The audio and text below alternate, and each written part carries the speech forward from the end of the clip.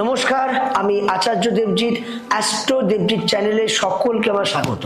আমরা বাঙালির শারদীয়ার দুর্গাপুজো আমরা খুব পালন করি, কারণ এই দুর্গাপুজোয় আমাদের একটা মহা আনন্দ থাকে যে অশুভকে নাশ করার জন্য এই শারদীয়া দুর্গাপুজো। কিন্তু শারদীয়া দুর্গাপুজো কাটতে না কাটতে আমাদের গুপ্ত তন্ত্র মতে আরেক দেবীর আবির্ভাব হন, তিনি হলেন দেবী বাসন্তী পুজো। এই বাসন্তী পুজো এমন এক দেবী, তিনি কিন্তু ঠিক অবিকল দেবী দুর্গার আর এক রূপ। শ্রীরামের মহা সাধনার ফলে এই বাসন্তী পুজোর একটা আবির্ভাব হয়, যেটা আমরা সকলেই জানি। তো আগামী 2রা এপ্রিল থেকে শুরু হচ্ছে মহাষষ্ঠী বাসন্তী পুজোর মায়ের আবির্ভাব। আমার বাড়ি নিজস্ব মন্দির আছে।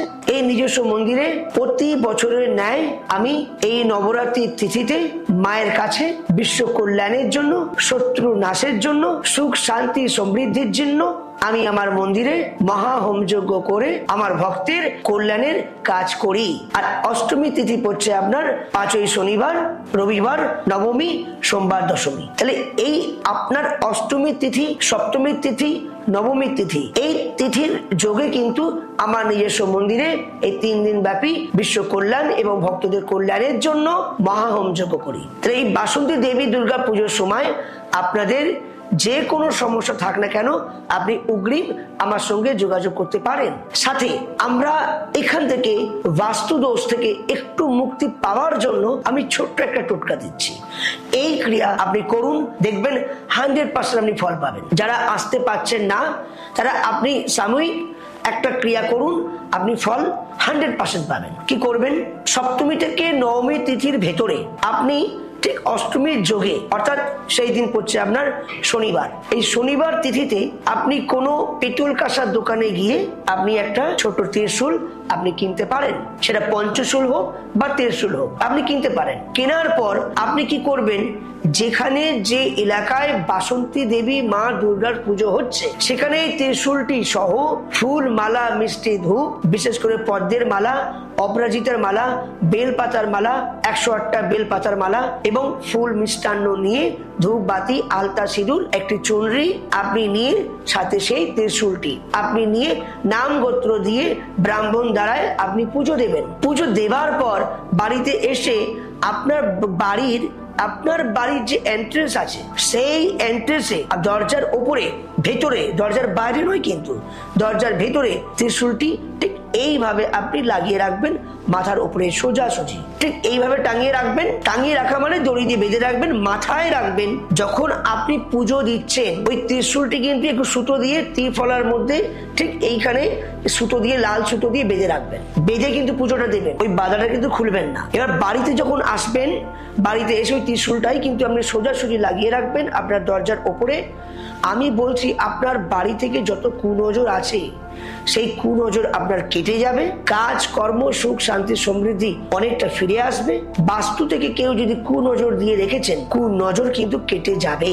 এইভাবে যদি আপনি আপনার বাস্তুর দোষ থেকে একটু রিলিফ পেতে চান, এর ফল আপনি 100% পাবেন। আমরা জানি ত্রিশূল দিয়ে কিন্তু দেবী মা, দেবী দুর্গা ত্রিশূল দিয়ে কিন্তু অশুভকে নাশ করেছিলেন, মহিষাসুরকে বধ করেছিলেন।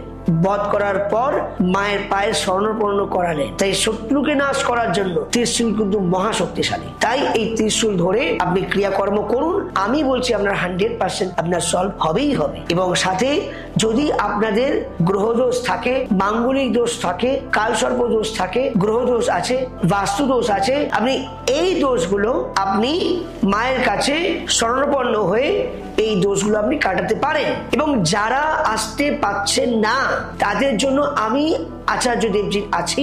ভিডিও কলের মাধ্যমে সরাসরি নাম গোত্র সংকল্প করিয়ে মায়ের কাছে সরাসরি হোম যজ্ঞ পুজো পাঠ করে দোষ কাটিয়ে আমি পিয়ন দ্বারা, পোস্ট অফিসের পিয়ন দ্বারায় আমি আপনার বাড়িতে পৌঁছে দিই। তাই যে কোনো সমস্যার জন্য আমি আপনার পাশে আছি। আগামী বাসন্তী পুজোটা আপনি ধরার চেষ্টা করুন, কারণ আমরা জানি এই বাসন্তী পুজোর একটা মহত্ব আছে। মা আসছেন দোলায়, মা আসছেন যখন দোলায়, তখন কোনো না কোনো একটা অশান্তির প্রবণতা যোগ কিন্তু একটা দেখাচ্ছে। কোনো ঝুট ঝামেলা অশান্তি, রাজনৈতিক জায়গায় কোনো একটা সমস্যা, হঠাৎ করে দেখা যাচ্ছে কোনো বড় ব্যক্তি পৃথিবী ছেড়ে পরগমন করলো, কোনো অ্যাক্সিডেন্ট দুর্ঘটনা, এক্সপায়ার একটা কোনো কানেকশন কিন্তু একটা যোগ দেখাচ্ছে।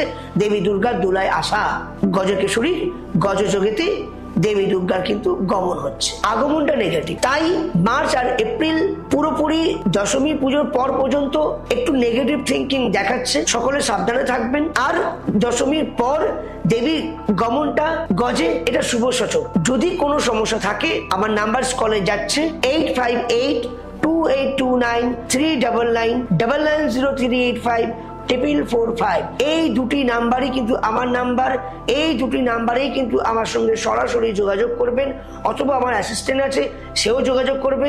বিকজ যদি অন্য কোনো নাম্বারে যোগাযোগ হয় সেই ব্যক্তি কিন্তু আচার্য বা অ্যাস্ট্রোদেবজিৎ মোটেই নয়। তাই সকলে ভালো থাকবেন, সুস্থ থাকবেন, মায়ের কাছে এই প্রার্থনাই করি।